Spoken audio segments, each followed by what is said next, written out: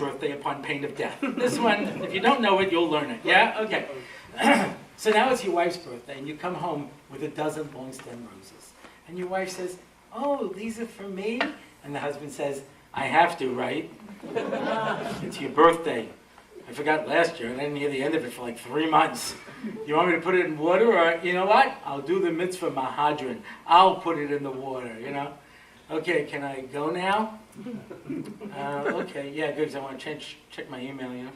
It was such a beautiful moment. Now, I want to explain this to those of you who are not aware of this, which means the men. There's a dramatic difference between gifts for men and women. Men love practical gifts. Buy them a drill, he'll start drilling in the wall right now, right in front of you. You know, buy him a ladder, he'll climb up right on the roof. Right? Buy him a shawarma, he'll eat it in front of you right now. You know, they like practical gifts. You know, you buy a girl a blender, she'll stick your hand in it. She doesn't want it.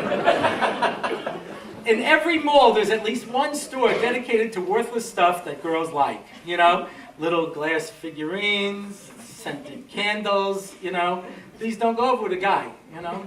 Hey Bob, I got you a unicorn. Hey, great, I'll put it next to my scented candle.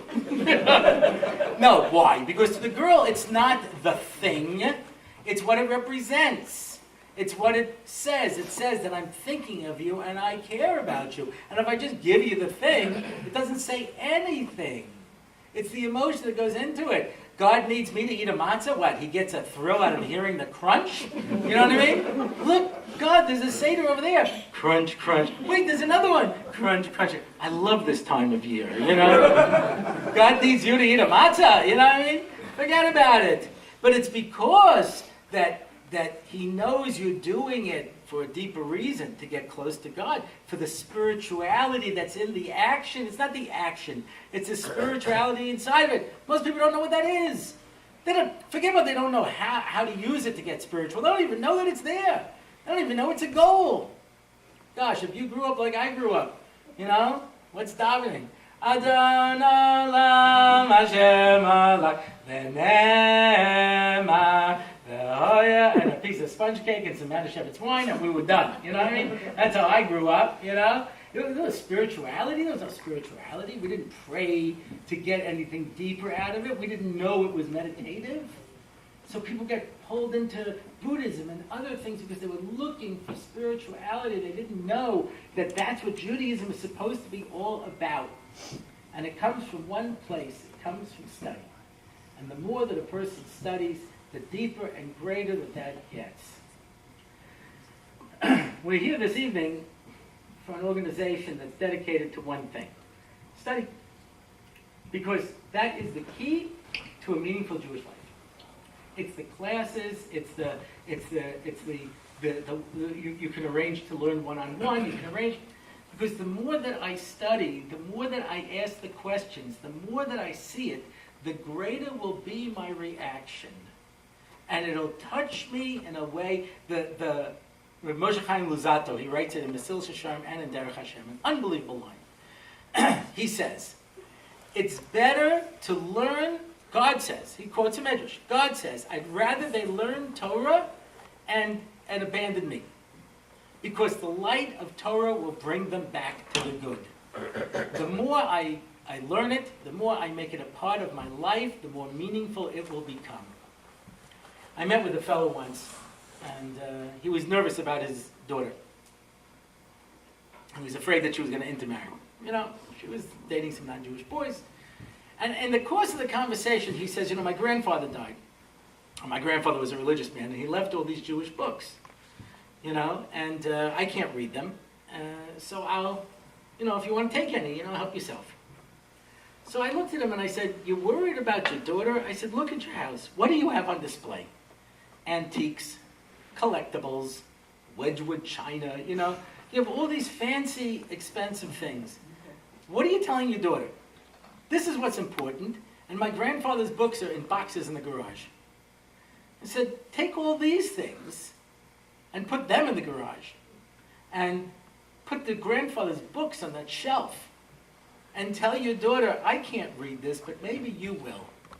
Maybe your children will. Because this is the Yerusha that I got from your grandfather. This is that box that was passed down through the centuries. There they are now. I took the collectibles, because I already had Jewish books. But, you know, at the end of the day, when you walk into a house, you can't tell what the values are. You can't tell what's most important to the people. Sure they are. Sure they are. And we're at the end of Jewish history. I'm not saying this. Much bigger people than me are saying it. You know, if you study the books of the prophets and you study what the sages say about the end of days, I mean, it's so obvious where we are historically. You know, this is the point where every person is going to make a decision for myself and for my children where I'm going to be and where I'm going to go. If we can show our kids that there's something to Judaism more than dreidel, dreidel, dreidel, if we can show them that there's something more than gefilte fish. I ask this to people, why should you be a Jew? You know? They said, we have to preserve Jewish culture. I said, why? I said, because otherwise it will die. I said, why? They said, because nobody likes it. You understand? Do you see Italians raising money to make sure that people eat lasagna? No, people like lasagna, you know. But you have to pay people to eat gefilte fish because they'll ask that question and don't tell me you've never thought of it. What is the goo in the jar? That is pretty nasty, you know what I mean? So we pay people money to come to a Jewish event, and we play klezmer, and we dance the whole room, we eat gefilte fish. And I said, that's just not a good enough reason to keep it going. Why should a person be a Jew? People say, we've been around for so long. And these are all answers I've heard from Jewish organizations.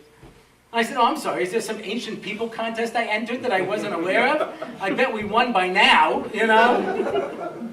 People say to me, we made wonderful contributions to society. I said, so did the Etruscans. And then they stepped aside for the Romans, so let's give ourselves an award and step aside. I said, well, Jews have a special genius for morality. I said, oh, you're a racist? He says, no. Then what are you talking about? I have no idea. You know? So why should I be a Jew? Why are you going to tell a person to be a Jew? What's going to keep it going? This is such a scary thing. You know? So if you had more of a religious education, it's good. Then you could say, you'll burn in hell. That's all. So then a kid says, I don't believe in hell. Then you say, you'll really burn in hell. What do we have to offer?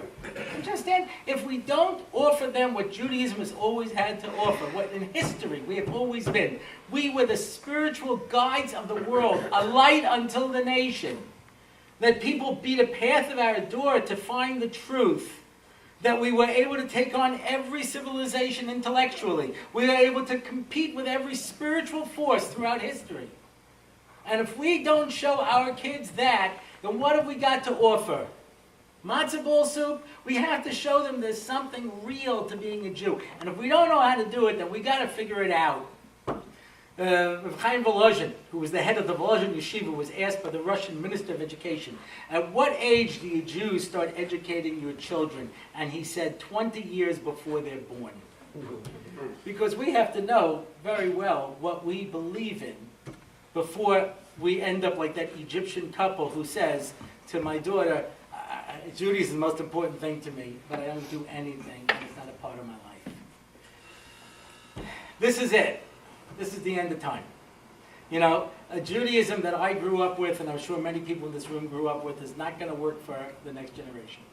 We have to be able to show people that there's something that we have that's real, that we can compete with any spiritual force, with any intellectual force, that we have something better than everything that's out there. And if we don't know what it is, then by God, let's call Eitz Chaim and set up a chavrusa, get to a class, have them come to our house, let's pull people together. I want you to understand something, and this is a little scary to realize, but I want you to realize this.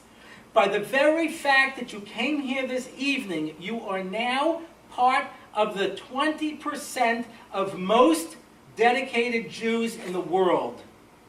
Because the majority of Jews do nothing. Nothing.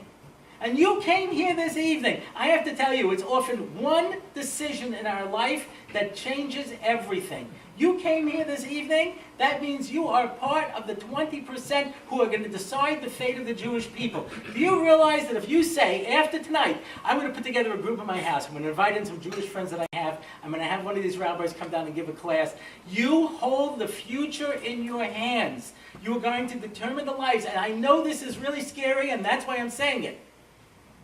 Because I'm really not subtle. But But I want you to know this. I said this once to a group of teenagers, at a leadership Shabbos, years ago. When I say years ago, I mean decades ago. Yeah? And I said, you go to high school and you go to NCSY, which was the group that I was speaking for. And I said, you always make excuses. Oh, Saturday I can't come. I got a family thing. I got this. And secretly, you're like a Morano. You know what I mean? You're keeping Shabbos. You're keeping kosher. You figure out ways around it. I said, at the end of time, you'll get to the next world, and you, of course, will go on the express line. Because you're a holy spiritual guy, and you'll pass another Jewish kid from your high school, and he'll grab you by your celestial sleeve, and he'll say, "You knew about this?" And you'll be like, "Well, yeah." He goes, "Why didn't you tell me? I thought you'd make fun of me." And he says, "You know what? Maybe I would have. And maybe I would have been interested. And maybe I would have studied with you. And maybe I would have had a Shabbos. And maybe I'd have Jewish grandchildren. And maybe I'd be on the express line. I can't tell you, but wasn't I worth the risk? Wasn't it worth a conversation to find out?" Can I tell you how many lives I have seen changed because one person decided to enter into a conversation? And it doesn't have to be, the holiest people in the world. Some of the greatest, Jewish building has been done by people who themselves are maybe one step ahead of the people that they're talking to. They shared only one thing, and that was a vision for the future. My friends, Abraham was one man against the entire world. And there's not one monotheist in the world today who can't trace it back to Abraham. No one else ever figured it out. And you are here this evening, and you hold the future of the Jewish people in your hands. Why did God create one person and then split them into a man and woman? But he started with one human being to tell you that any one human being is the reason for the creation of the entire world. There is no one in this world more important than you, and the fate of the Jewish people are in your hands. And you can change the situation. We think we're victims. There's nothing I can do. You have the power to change the world. And if we don't know how to find the meaning for ourselves, we're going to find it, and by God, we'll pull along everybody else we know with it. That's got to be our challenge. My friends, the window is closing. We're at the end of time. I don't know how much time we have left. I'm going to say about 5 minutes. But when I say how much time I have left, I mean, we're the Jewish people going one way or the other. Every 10 years they do a Jewish population survey, and the fastest growing group is not Reform, Conservative, Orthodox, Hasidic, or New Age. It's Jews who are dropping out. And they drop out faster and faster.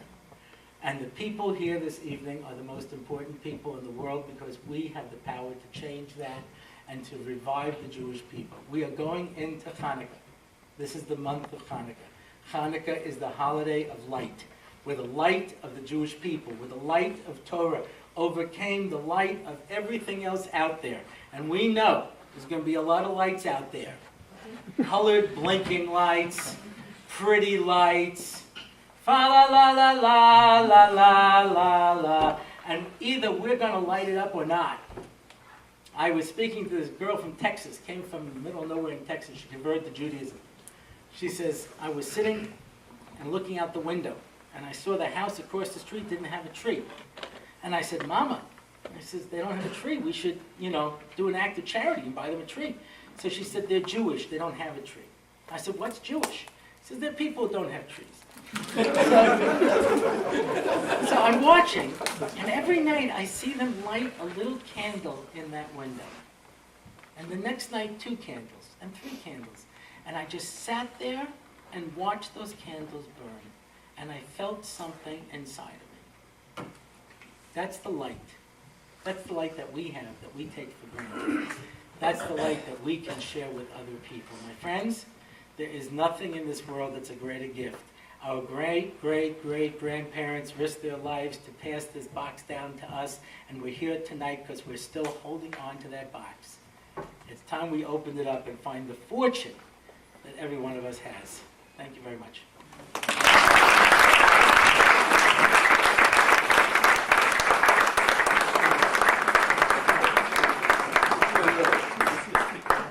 Does anyone have any questions?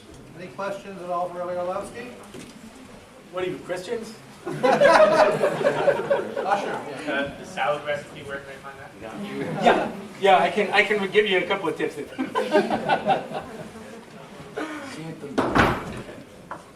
Okay, well, thank you, Rabbi Orlofsky, for those very, very poignant, meaningful words. You threw the challenge at us, and really very insightful commentary on the situation in the world today.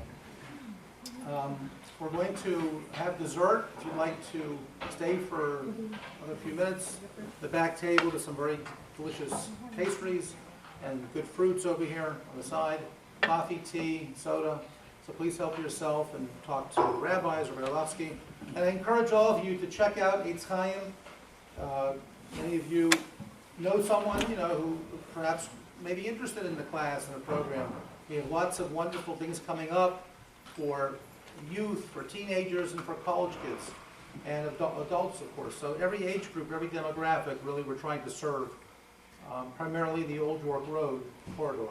So please check us out, www.eitzchaimcenter.org. And thanks for coming. Enjoy your evening, and if I don't see you beforehand, have a very happy Hanukkah. Thank you for coming.